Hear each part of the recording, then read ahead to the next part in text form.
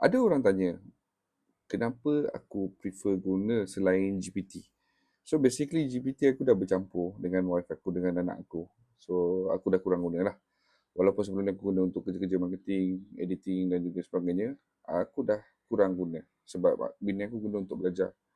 Anak aku guna untuk create karakter komik lukisan dia. So sekarang ni apa yang aku ada adalah Perplexity dan juga inilah Gemini. So dalam Gemini pun aku ada 2-3 account pro yang mana gunakan untuk flow dan juga chat lah. Sebab untuk membuat something on coding aku banyak guna macam-macam lah untuk habiskan token dia daily.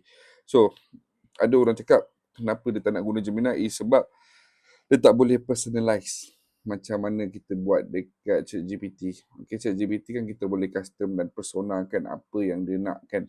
Jadi kat sini kita nak kena setting dulu. Sebenarnya dalam Gemini boleh setting. So, kita pertama sekali dalam mana-mana Gemini, okay, kalau aku tak pasti yang free sama ke tak, tapi yang aku punya semuanya versi pro, korang boleh pergi pada setting belah sini nanti. Okay, dekat sini ada personal context. Dekat personal context inilah yang korang boleh edit. Dekat sini, dia dah boleh belajar tentang past chat kita, apa yang kita pernah chat sebelum ni. Tapi, dia tak berapa tepat atau tak berapa exact macam dalam ChatGPT lah. Aku prefer GPT punya konsep macam kalau nak cari flashback. Tapi sebabkan Perplexity pun dah boleh buat, so aku buang ChatGPT. Okay. Lepas tu dalam Gemini pula, ada lagi macam ni. Inilah yang kita letakkan nama dia, kita letakkan apa task dia. Tapi dia tak boleh buat dalam bahasa Melayu. Kita kena buat dalam bahasa Inggeris. So, cara dia kat sini, instruction kita on, pastikan on. Lepas tu, add kita punya apa yang kita nak. Kita type buat dalam bahasa Inggeris, dia tak nak dalam bahasa Melayu. So, for example, kita cakap, you are my assistant that assists me to solve any of my issues related as my question on chats.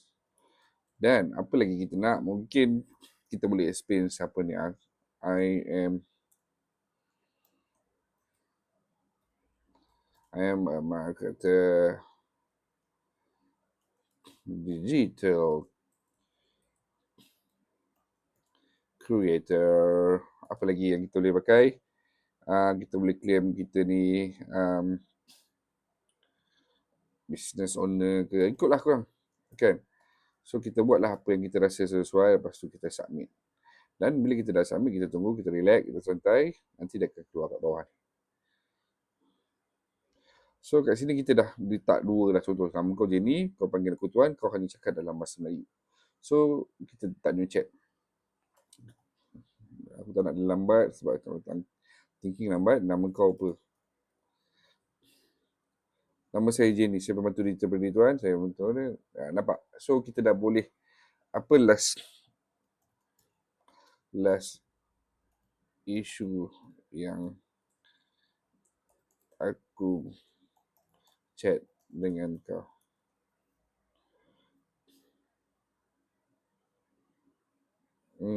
Betul. Kita buat tadi lah. So, aku nak tahu apa cerita. Kita ambil ni bina website agensi pemasaran. Apa cerita bina web agensi pemasaran TikTok yang aku pernah tanya dulu.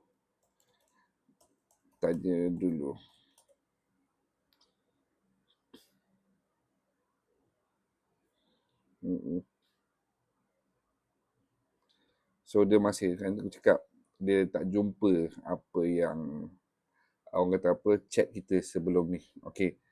Aku pernah tanya pasal AI tak? Pernah tanya tak? Pasal hukum gambar AI.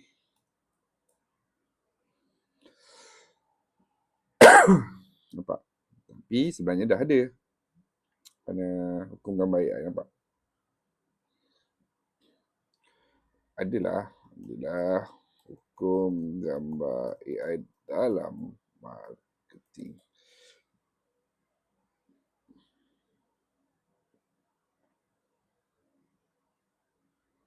So dalam masa belum ni, mungkin dia tak dapat baca sepenuhnya. That's why benda ni mungkin belum datang lagi lah. Belum fully ni.